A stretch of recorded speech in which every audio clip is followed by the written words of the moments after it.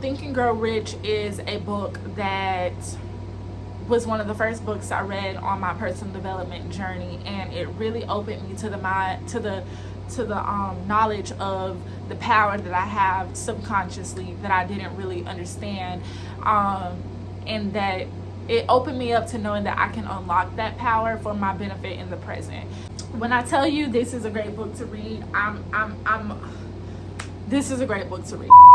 What is up, you guys? So what I'm doing right now is I'm trying to find some notes I took on a particular chapter of Think and Grow Rich, because I want to get into this chapter with you guys. And I started this segment, if you will, on Instagram called Read with Jazz years ago, and I wanted to bring it to YouTube first of all because I knew the videos were just way too long to be on Instagram, but I just kept pushing it off. So I thought, what better day than today when I feel like it and I have nothing but time, and I just go on here and do my makeup and break down this chapter of Think and Grow Rich if I can remember anything from it. I think I found it. Yes, I found it. Okay. Golden nuts. Okay, so now let me pull up the book for you guys, and we're gonna get started on this segment. So the chapter that we're going over is Think and Grow Rich, chapter 5. Okay, and it is specialized knowledge, personal experience, or observations, and it is considered the fourth step towards riches. So you have specialized knowledge and you have general knowledge. General knowledge is what Napoleon Hill describes as something that is very little use in the accumulation of money, and the reason being is because it is all over the place. Let me pull up this book so I can get y'all examples, physical examples of general versus specialized, but you can already tell by the name. Specialized knowledge is going to be something that you're finding, something that you specifically went to school to learn. Where's my water bottle? Got it. So something that you specifically went to school to learn, and it's very particular to your niche or whatever your thing is. So general knowledge is something that you're going to see in the school education, in universities. I'm sorry to any professors out here that may watch this video, but generalized knowledge is something that teachers have, professors of school, and in the book it literally says most of the professors have but little or no money. It's because they specialize on teaching knowledge, but they do not specialize on the organization or the use of knowledge. Okay, so what he's saying here, let me go back to my notes, y'all, because I was getting into it on my notes. Basically what we're saying here is knowledge won't attract money unless it is organized, intelligently directed through practical plans of action. Okay, but anyways, what I was saying was about the knowledge won't attract money type of thing. And in the book, he talks about how the lack of understanding this has been the source of confusion to millions because people believe that knowledge is power. But Napoleon Hill puts emphasis on the fact that knowledge is only potential power. And honestly, I'm sorry to say it, but I can actually agree with Napoleon Hill on this matter, because just because you know something doesn't mean that you will act on it. You know that saying, how they say when you know better you'll do better? That's not always true. I know a lot of people who literally know better and they literally do not do better. So it's only the potential to do better. Knowledge is only I'm sorry, this makeup is really lighter than my skin. Oh, well, we're gonna go with it. But knowledge is only the potential of power. It is not actual power unless you have action based behind them thoughts. Okay, I want to talk about this word educate. Educate is from the Latin word educo, educo, which equals induce, educe,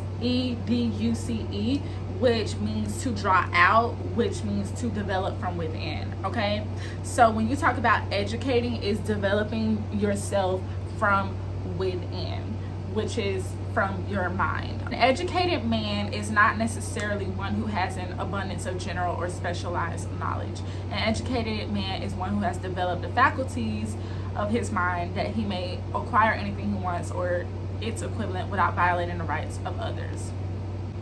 So basically, any educated man knows where to get knowledge when he needs it and how to organize that knowledge into definite plans of action. So then we go into the story of Henry Ford in this chapter, which, if you don't know who Henry Ford is the guy who created the Ford vehicle. And this guy was, in Napoleon's book, a genius because he understood. Sorry, I can't get over the fact that I'm literally looking like a ghost right now. I think I'm gonna need a darker shade. Now that I'm seeing that, this is not my shade. Let's get into the story of Henry Ford.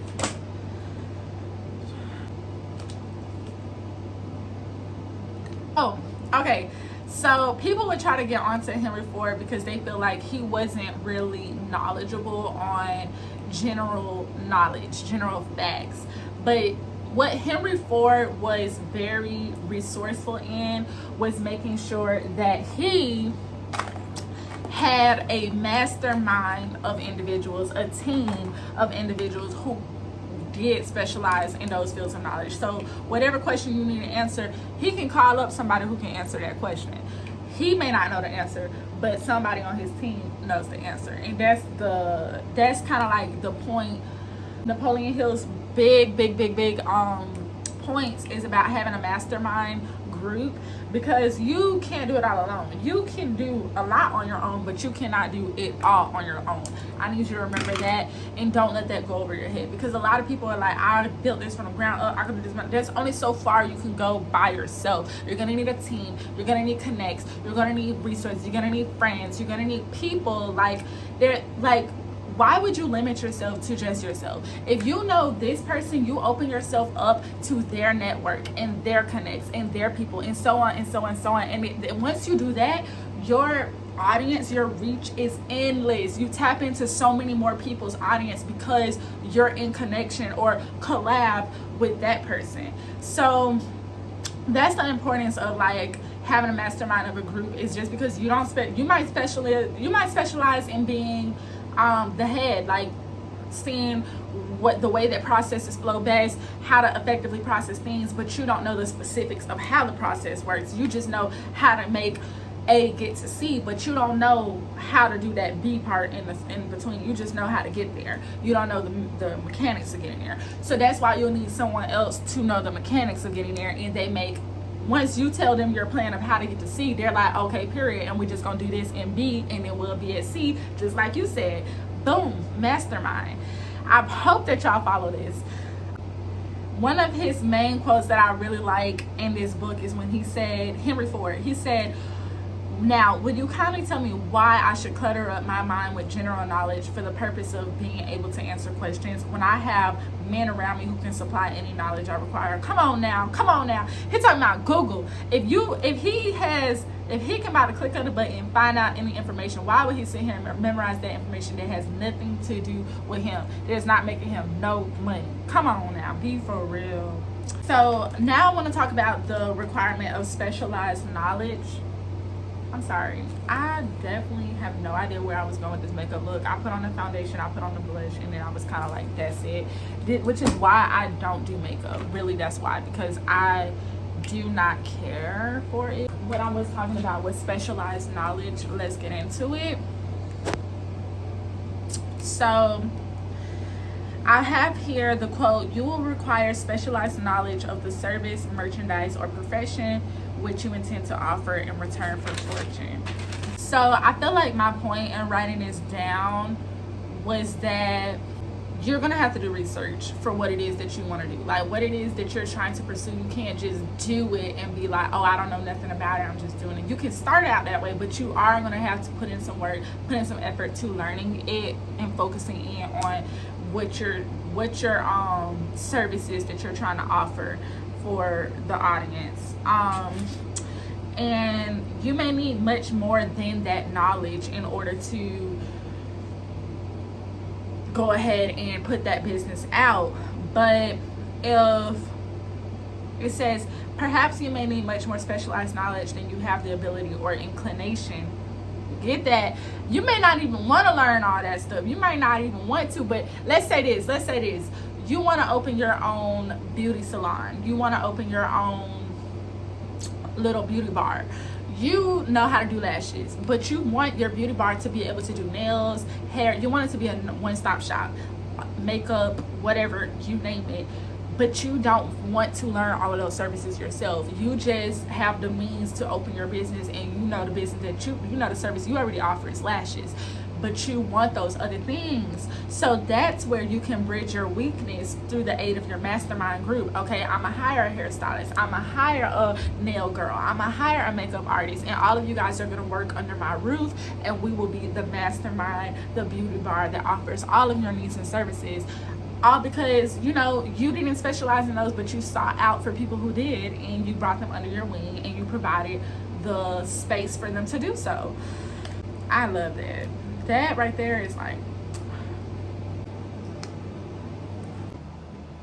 you know what? I didn't realize how hard it is to actually get ready and talk and think at the same time. So next time I would definitely do this video when I'm already ready. Okay, let's just say that. It pays to know how to purchase knowledge. What he meant by that is you need to decide the sort of specialized knowledge that you need.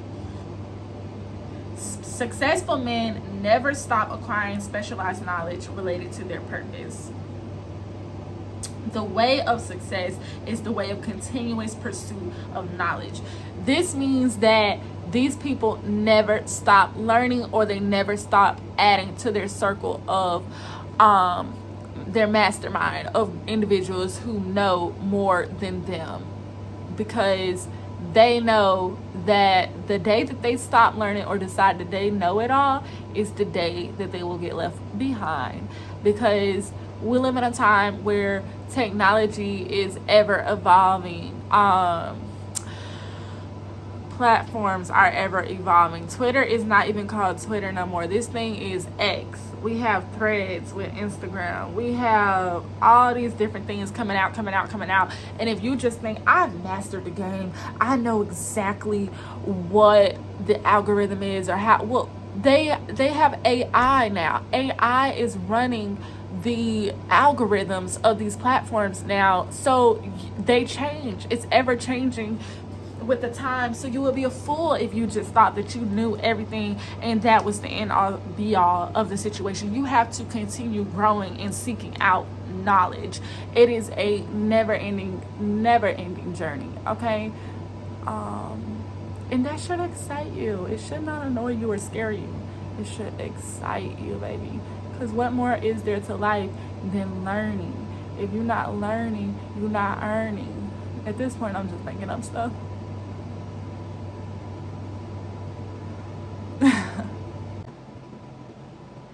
Okay. It says, specialized knowledge is among the most plentiful and cheapest form of service which may be had. If you doubt this, consult the payroll of any university. And I guess what he meant by that one is people are always going to be needing specialized knowledge for what they're trying to do. If you doubt that, just check how many people go to school. Why do people go to school? Because they want to learn specific, specialized knowledge in what they're trying to do with their life, whether that be a doctor or whatever it is. So the man who can organize and direct a mastermind, this is coming straight from the book, mastermind group of men who possess knowledge useful in the accumulation of money is as much a man of education as any man of the group. Okay, Thomas A. Edison, he only had 3 months of schooling his entire life. He did not lack education, neither did he die poor. Henry Ford had less than a 6th grade schooling, but he has managed to do pretty well by himself financially. Plant presentation. This is the story of the mom of this boy making a very detailed resume for her son.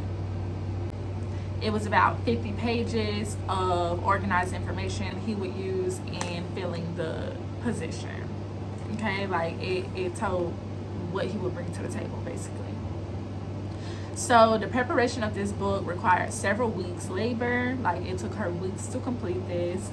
And she sent her son to the library daily to get the data that he needed, like to research and to prepare himself for selling his services to the best of his advantage. Okay, research. Like, if you think that you're finna do something without putting in any amount of studying or following up or learning, you are sadly mistaken. Like, that's the issue. If you don't know, then you need somebody around who knows and who is putting you on game on how to get it done. Because if you don't know, like, baby, that's gonna be a major issue.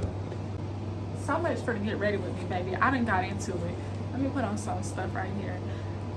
In the book, he goes, one might ask, why would you go through all this trouble to secure a job?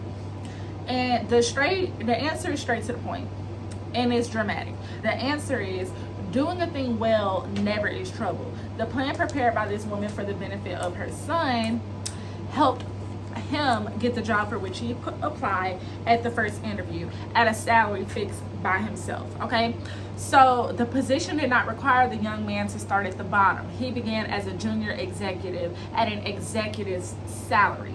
So let's say if he had not had planned presentation, he would have went in for this interview, right? And he would have got the base level, probably entry level position, not the position that he was going after. And what would have happened is he would have started at the bottom and he would have had to work his way up, which could take up to 10 years time. So him taking, how many times did they say that this took?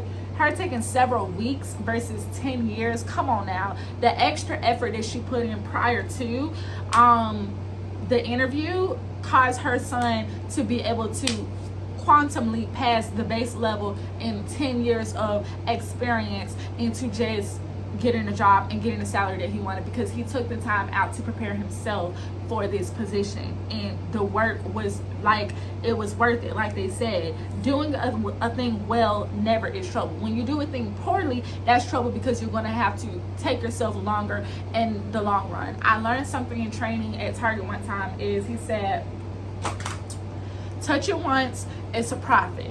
Touch it twice, you break even. Touch it 3 times, you lost money.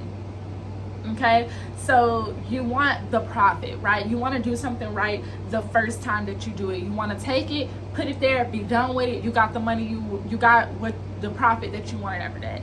If you break even, it's kind of like you're at square zero. So you put forth the effort for genuinely no reason other than a learning thing. I guess you could always say you take something out of everything by learning from it, but come on now, when you're running a business, I don't really want to learn much. I want to make them I'm just playing. I want to learn, but I want to make that money. I'm not trying to be breaking even all the time. We got to get past the breaking even point, right? So when you touch something 3 times, you lose money, and that's where you're doing extra work, you're double working, you did it poorly the first time, so now you have to go back and cut ties, tie up loose ends, and do everything the right way, where you cut corners the first time and you didn't get it done, so now you have to turn back around. So now you actually lost money. You've exerted more energy than there was profit. Okay, so then it goes on to talk about how the idea of starting at the bottom and working one's way up may appear to sound like, it may appear like, okay, that's what we've normally been doing, which I know most people a part of this generation nowadays, you don't have to worry about this because you don't think this way. I know that for a fact that you don't think this way. Like, I feel like this newer generation, we kind of already recognize that we're not about to be sitting here putting in all this time for a company who don't give a damn about us. Like, I feel like we got it. Like, that was the old school mindset. Like, yeah, work hard, work your way up, you'll get there, you'll make the money. Well, now we're at a time and place where it's like, I don't have to do that, and I won't do that. So kudos to our generation, but I'm gonna go ahead and explain it just for the people who may not be on that mind frame yet. Is the major objection to this whole working your way up from the bottom is the fact that many of those who begin at the bottom never manage to lift their heads high enough to be seen by an opportunity, so they remain at the bottom. Like, how many people do you know become a manager at the job that you've worked at for years, or become a like they move up, they get promoted? Like, it's rare. They pick one out of how many employees there are, and it's like sometimes they don't even pick out of the employees, they hire from outside. So it almost makes it feel like, I've been putting in all this work for what? To be passed up every time the opportunity is presented, you know? So that's just something to think about. So the outlook from the bottom is not very bright or encouraging. It has a tendency to kill off ambition. And I'll tell y'all the story that I will say till I'm black and blue, because I work at Target, and I started as a regular guest advocate, and now I'm a team leader, a manager basically, at Target. And when I started off, I haven't even been working with the company 3 years. So that tells you how quickly, before even hitting my first year of working there, I was promoted. Why was I promoted? Because I realized the skills and assets that I had to bring to the company were far more than it was far more advanced than the position that I was working in. And I realized that they saw that potential in me, and they actually started using me for that potential, because they would schedule me to manage over the department without the pay. Like, I would literally be running the whole show, but they just weren't paying me. So I started getting really frustrated, and I started getting really talking about it, just voicing my opinion to my coworkers, like, if they're gonna do this, do that, I need a promotion. Like, I'm doing the most, I'm having managerial stress without managerial pay. It's not adding up, and I needed more money, y'all. I was working 2 jobs, doing this, that, and third to make ends meet. I just felt like if I got a promotion, I would help the company would help me. It would be a win-win. It could all be so simple. So I'm gonna get to the point where it's talking about how being at the bottom can kill ambition, because had I let these people get into my head, I would have never got promoted. Because once I started talking like this, I had people around me saying things like, oh, people have worked here for years and they still don't get promoted. People have been up in line next for the promotion and they still don't get promoted. They get surpassed by someone they bring in. So good luck with that. You won't get promoted. Like, just get over it. Stop wasting your breath. Da, da, da, da. And I actually ended up asking one person, shot me down, because they told me I would need X amount of years to be promoted. And I only been working there, not even a year. And so I was like, Then I told another person, and she was like, well, that's good to know, but nothing ever came of that. And I told a third person, because I also, while I had people talking in my ear telling me it wouldn't happen, I also had people saying, you know what, I think you would fit the bill for that, and I'm gonna keep an eye out for you. So I got first aware of people leaving the department, like, how do I say, of opportunities, like when there were open positions for management. They let me know ahead of time, like, hey, so-and-so is leaving, that position's gonna be open, you should go for it. And I was like, okay. So I ended up asking a third time about this. I didn't know if I could get it or what, but I literally just asked it, like, hey, I heard so-and-so is leaving the company, and I really would like an opportunity. I feel like I would be the perfect candidate. Like, I feel like I have so much to offer, and I feel like you guys know that. And she was like, submit the application. Like, she just told me to submit the application.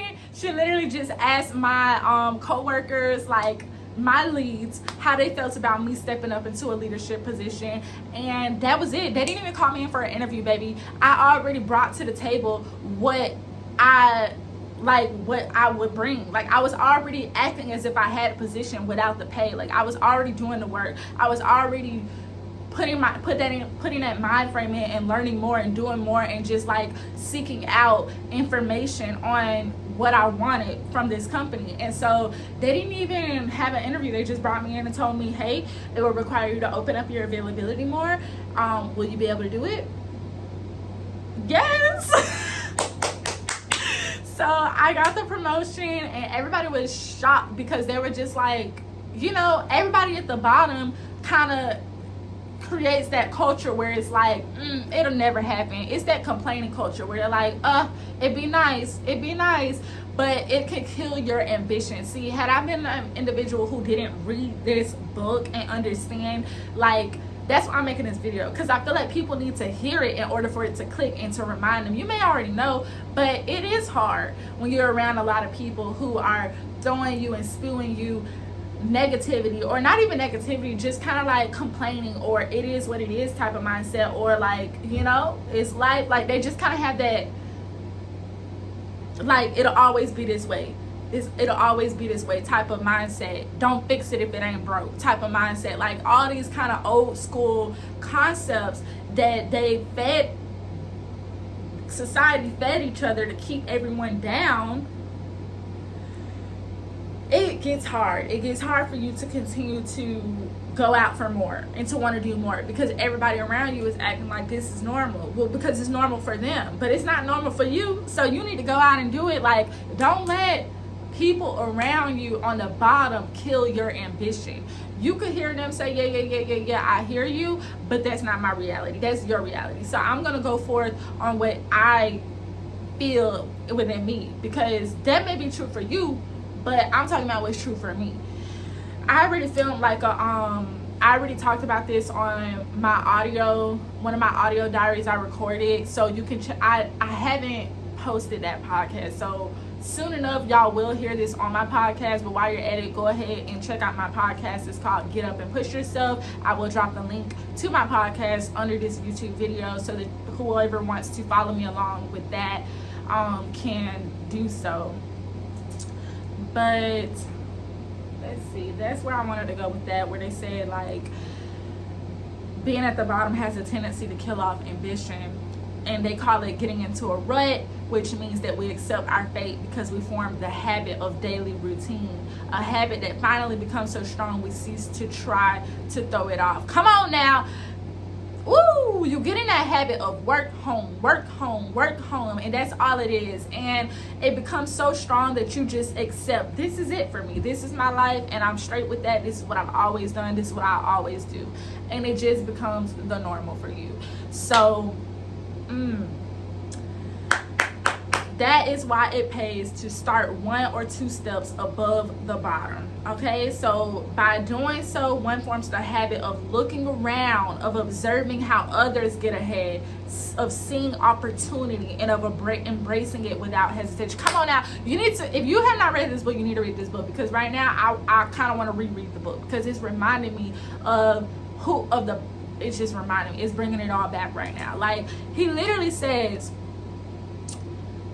when you start 1 or 2 steps ahead of the bottom, which means you prepare yourself, the way that this mom sat here and did several weeks of typing up this resume and having her son go out and learn and do research and get all the information he was going to need to fill this position, that set him ahead. And how did that do that? It formed the habits. Come on now, habits are everything. My other shameless plug book is Atomic Habits. I have it right here. It looks like this.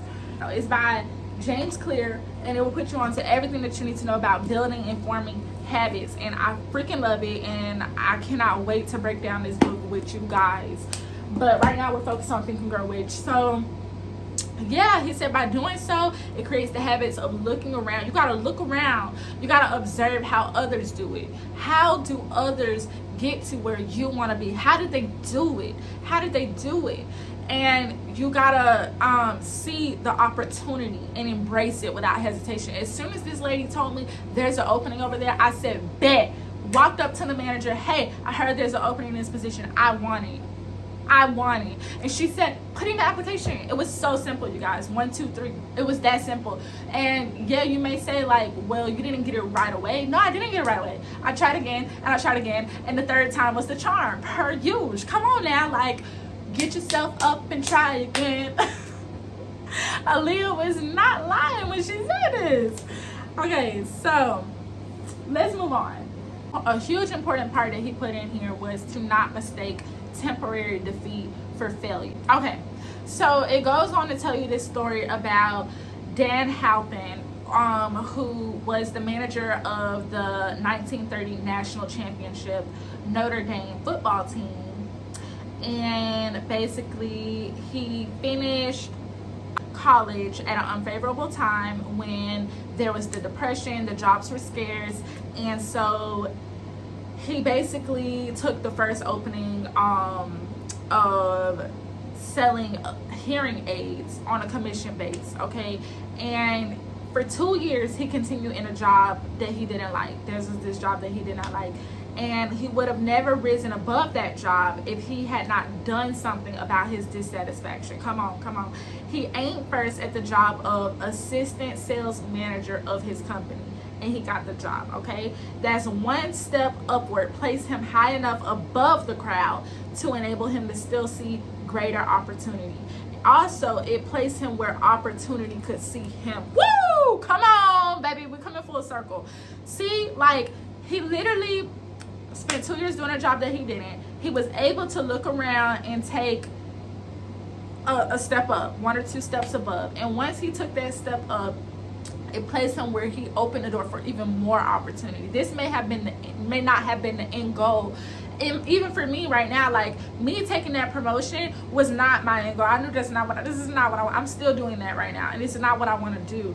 But it put me in a place of opening up more opportunity where I'm learning more, I'm seeing more, and people are seeing me and what I have to offer and what I bring to the table, right?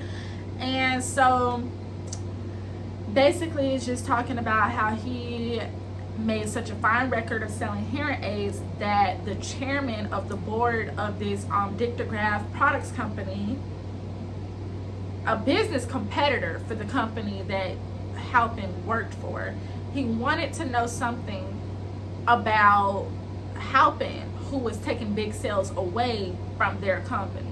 So he sent for him. And when the interview was over, Halpin was the new sales manager in charge of the Acousticon division, okay?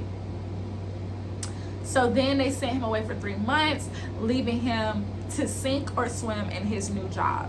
He did not sink, and he ended up getting elected vice president of the company, general manager, and most men would be proud to earn what he was earning through 10 years of loyal effort. He turned the trick in little more than 6 months. Come on now. So basically, like, it just went opportunity. It just started rolling off one of another. That what would take most men 10 years of loyal effort to a company, this took him little more than 6 months. Napoleon Hill talks about how this guy deserves credit for refusing to compromise with life by accepting and keeping a job that he did not want. So when you sit here and you're just like, you know what, I know that I don't want this job, but this is what I have to do to pay the bills, that's you compromising your life. That's you settling. That's talking about something huge for me right now, because, like, obviously the job that I'm in is a job that is paying my bills and it's doing what it has to do, but it's not what I want to do. And that's why I'm filming this video right now, right here for you guys, because I'm putting myself in a position to open up more doors of opportunity. I can't do the same thing every day and expect different results. No, today's my day off. I was supposed to be cleaning up the house. I'm supposed to be doing X, Y, and Z, and I'm here filming this video for you all. Why? Because I understand that I may not feel like filming it any other day of the week. Today I felt like filming it, so I'm filming it right now, right? So Napoleon Hill says that is one of the major points I'm trying to emphasize through this entire philosophy, that we rise to high positions or remain at the bottom because of conditions we can control if we desire to control them. Come on, let me say it again. You're going to rise to the top or you're going to stay at the bottom because of the conditions that you control, if you desire to control them. If you want different, you can have different. That's basically all that he's saying. If you decide to stay the same, you will stay the same. Yeah, some things are out of our control. So we don't choose what we're born into. We don't choose the life that we're given.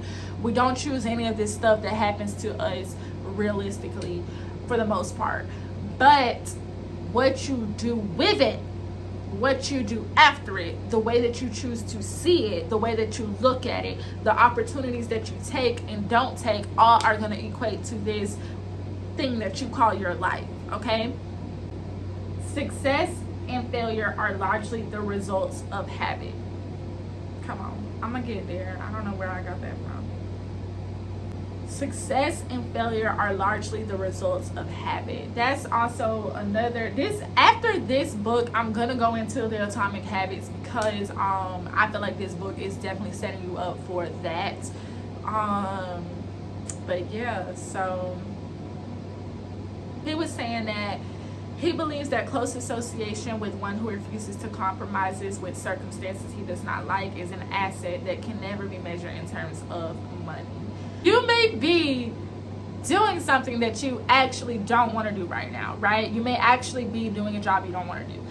That does not mean you cannot prepare yourself for what you want to do. Go ahead and prepare yourself now, because you preparing yourself is going to open the door for what you want to do. And not only will you be where you want to be quicker on what it would have took someone years of getting to, you already prepared yourself, so you put yourself in a better placement when that door does open itself for you. Come on. Okay. So what I have written down is that specialized knowledge leads to ideas, which leads to riches. So whatever it is that you want to do, you acquire the specialized knowledge within that. And what's going to happen with that is you're going to start receiving downloads from your brain. You're going to start receiving ideas that could be your $1 million ticket. You're going to get innovative. You're going to get, because you have acquired this specialized knowledge of this topic, so then you're going to think, okay, I can create this course and sell it this way, and this is going to, like, when you do that, then you're going to open yourself up to an opportunity that can make you a lot of money. And that's kind of how it goes. And it says imagination is needed to combine specialized knowledge with ideas in the form of organized plans designed to yield riches. So basically it's saying that imagination is the, like, how do you say, the ingredient, the key ingredient that's going to combine your knowledge with your ideas. You have to be willing to think outside of the box. You have to be willing to imagine more, imagine something greater or bigger than what is in front of you in order for you to get that idea. And once you get that idea, then you can form an organized plan that can get you the riches that you desire. The idea is the main thing. Specialized knowledge may be found just around the corner, any corner, okay? So, and then the next chapter that it takes you to is imagination, the workshop of the mind. And that's chapter 6, and we'll get into that on the next video. I hope that you guys enjoyed my breakdown of chapter 5. It has been refreshing for me to crack open these notes that I took years ago and go back through the chapter and like put myself in front of the information that I learned years ago that made me to be the person that I am right now. Okay, this is a great starting point because it teaches you not only the science of getting rich, but rather the spirituality of getting money and the power that you hold as a human and the power that God gives us, because we were created in God's image. Okay, let's get that right. God gave us a intellect that is almost, if not an exact, like his. That's why Jesus was sent on earth, because Jesus is just like him. Jesus is just like us, and Jesus was sent here to do it just like us, to face temptation, to work his way up from the bottom. But the key is to not let the money make you make the money. Okay, so that's why I really like this book, because it teaches you that even though you come from undesirable circumstances, that does not matter in the end, because money is a concept. Money is something that you can think up and something you can think out.